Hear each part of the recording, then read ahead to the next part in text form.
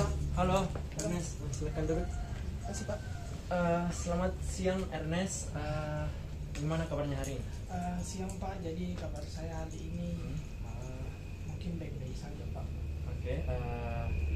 Saya harap Ernest santai saja, relax. Ambil napas dulu dalam-dalam supaya relax. Deg-degan itu wajar, sangat wajar. Apalagi kalau baru pertama untuk bercerita sekarang jalan di ruang BK seperti ini.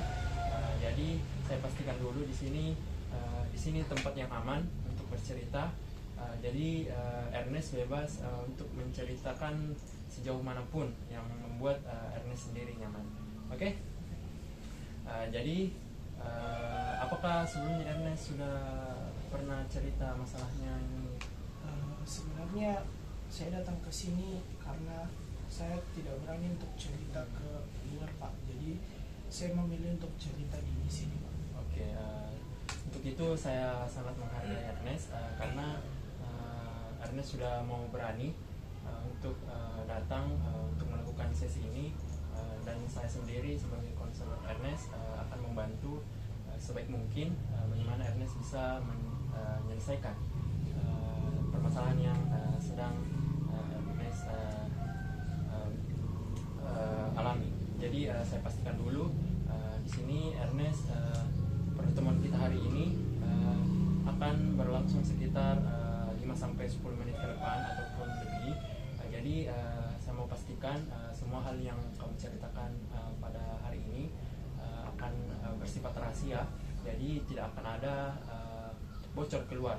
Nah, kamu juga punya kendali penuh untuk lanjut ataupun mau berhenti saat sesi konseling berlangsung. Jadi kalau Ernest ada saat mau berhenti, tinggal bilang dan saya akan memenuhi kemauan Ernest.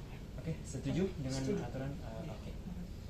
Jadi menurut Ernest untuk hari ini kita fokusnya ke masalah yang mengganggu seperti apa yang Ernest alami saat ini.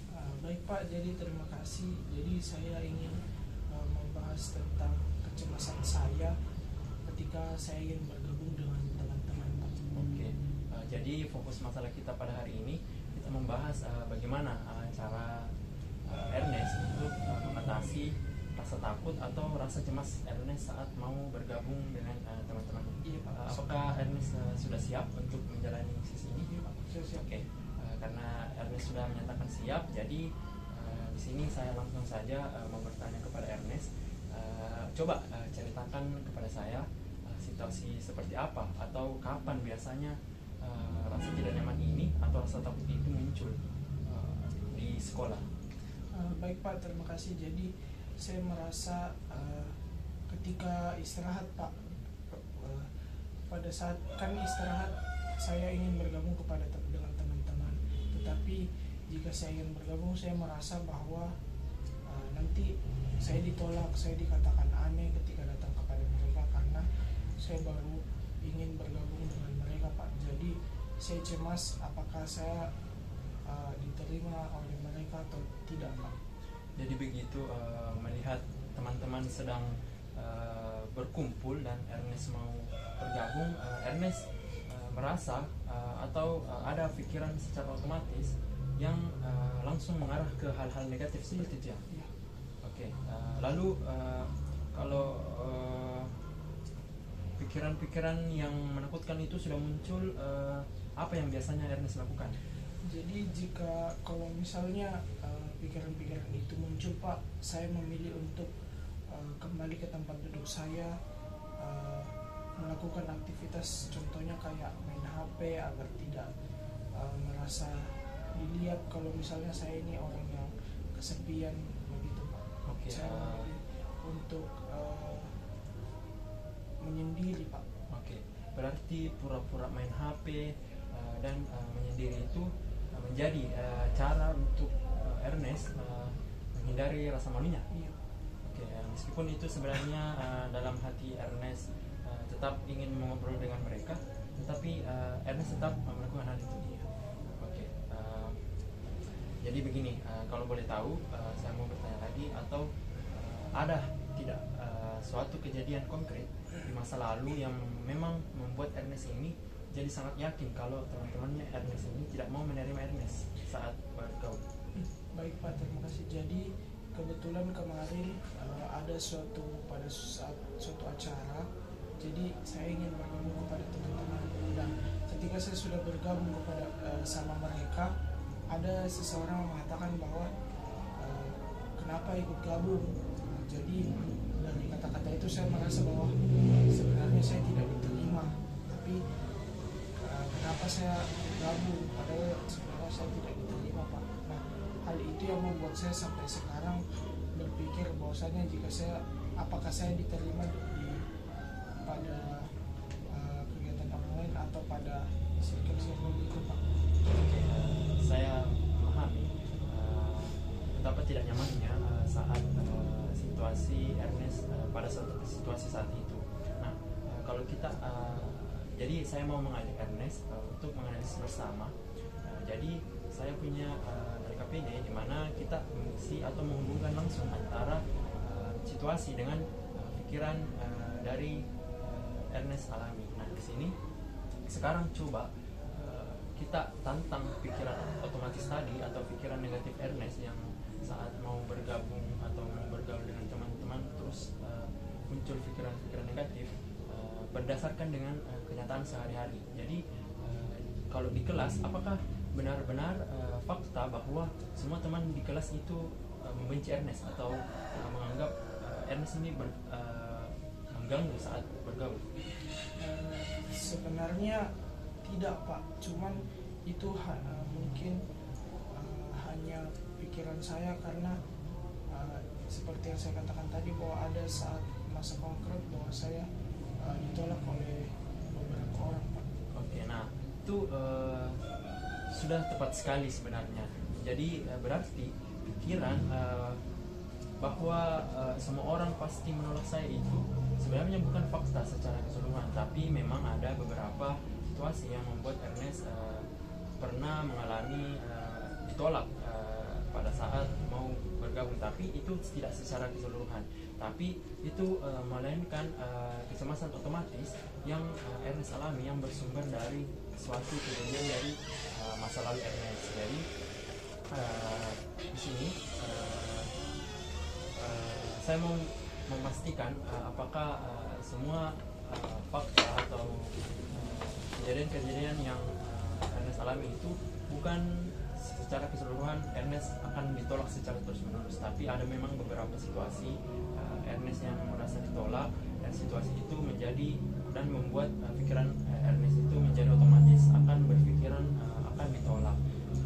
Setuju dengan Ya Pak, jadi dari apa yang telah Bapak katakan tadi bahwasanya sebenarnya permasalahan utamanya ini adalah dari saya sendiri Pak, yang dimana saya hanya melihat dari satu sisi saja. Ketika saya mengalami hal itulah yang saya tetap tanamkan dalam pikiran saya bahwasanya saya ini adalah orang yang ditolak oleh semua orang, padahal kenyataannya saya ini tidak seperti itu Pak. Tidak semua orang, atau bisa dibilang saya tidak sepenuhnya ditolak oleh semua orang Pak. Oke, bagus sekali ya. Saya pikir Ernest di sini sudah bisa menyadari hal itu, dan sekarang saya mau mengajak Ernest untuk mereframing ulang atau mengubah pikiran-pikiran negatif Ernest menjadi pikiran-pikiran lama yang negatif menjadi pikiran baru yang lebih sehat dan menenangkan. Kira-kira kalau adakah kalimat alternatif yang lebih realistis seperti apa yang bisa membuat Ernest itu dapat mengubah pikiran-pikiran negatifnya? Apakah ada? Baik, kalau mungkin dari yang saya akan katakan kepada diri saya sendiri bahwasanya saya tidak boleh merasa ditolak seperti itu, karena saya yakin bahwasanya tidak semua orang itu seperti itu Pak. Seperti yang masalah saya lalu, saya tidak boleh menjadikan itu menjadi suatu patokan di hidup saya Pak. Ya, oke, luar biasa sebenarnya. Nah, bagaimana rasanya di hati saat Ernest mengucapkan kalimat itu? Saya merasa lebih tenang Pak, karena saya sekarang jadi lebih tahu bahwasanya itu hanya muncul di pikiran-pikiran saya saja Pak. Oke. Selanjutnya supaya pikiran baru yang telah Ernest sendiri sampaikan untuk berjalan lebih maksimal, jadi kita di sini perlu melatih dengan tindakan-tindakan nyata di sekolah. Misal tidak perlu tindakan yang besar, dari hal-hal kecil saja, misalnya mencoba melakukan besok rencana-rencana yang akan Ernest lakukan. Apakah Ernest sudah mempunyai rencana untuk melakukan langsung pikiran yang sudah Ernest bangun tadi? Baik Pak, mungkin untuk besok mungkin saya akan mencobanya pelan-pelan Pak, atau saya mungkin akan melakukannya dengan pendekatan kepada satu orang dulu. Kemudian nanti saya akan mencoba untuk mendekat ke lingkup yang lebih luas. Oke, itu ide yang sangat bagus dan sangat realistis menurut saya. Jadi mari kita, saya ajak Ernest, mari kita tuangkan rencana ini ke dalam peristiwa atau situasi besok yang dapat Ernest lakukan, agar di situ Ernest bisa merasa untuk mencoba tanpa rasa takut lagi. Oke, sesi pertama kita sudah tinggal beberapa menit lagi. Nah, sebelum kita tutup, mari kita simpulkan apa saja yang sudah kita dapatkan hari ini. Mungkin bisa mulai dari Ernest.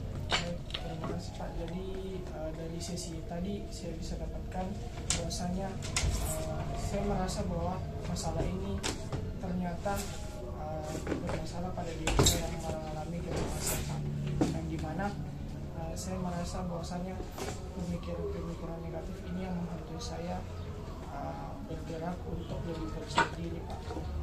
Tepat sekali, di pertemuan sesi kedua nanti kita akan bertemu lagi di sesi kedua ini di ruang BK ini untuk mencetak atau mengecek langsung dan mengobrolkan langsung tentang apa yang telah Ernest pelajari saat ini, dan kita mau melihat hasil dari latihan dari Ernest yang sudah membangun pikiran barunya.